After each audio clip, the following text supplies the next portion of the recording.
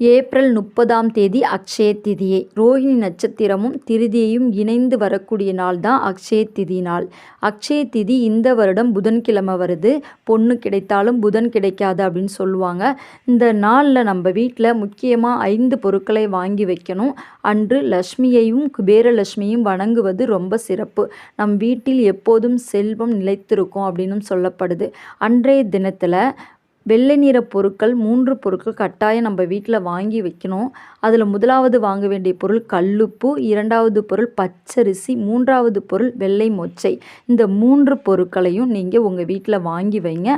அடுத்ததாக மஞ்சள், அது எந்த மஞ்சளாக இருந்தாலும் பரவாயில்ல. விரலி மஞ்சளாக இருந்தாலும், குண்டு மஞ்சளாக இருந்தாலும், தூள் மஞ்சளாக இருந்தாலும் அன்னைக்கு வாங்கிக்கோங்க. அதோடு மட்டும் இல்லாமல் அன்னைக்கு குங்குமம் வாங்குங்க, வளையல் வாங்குங்க. இந்த பொருட்களை எல்லாம் அன்றைய தினம் உங்கள் வீட்டில் பூஜை அறையில் வாங்கி வைங்க. இது எல்லாமே மகாலட்சுமி அம்சம் கொண்ட பொருட்கள் தான். அன்னைக்கு தங்கம் தான் வாங்கணும் அப்படிங்கிறது கிடையாது.